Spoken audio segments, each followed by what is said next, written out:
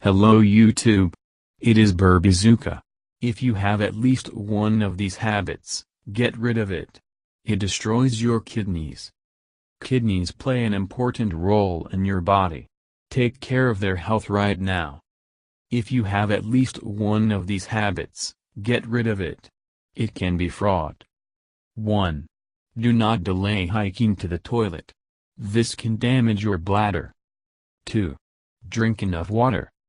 3. Drink a lot of coffee and eat salty, also do not recommend.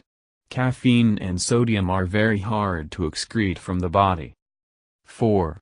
It is not worth to abuse alcohol and painkillers. 5. And observe bed rest when you are sick. To bear the disease on the feet is the same as to load the kidneys 10 times more. Thank you for your time and attention listening to me. Don't forget to hit the like button and subscribe to our channel.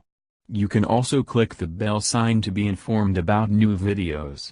Have a great day.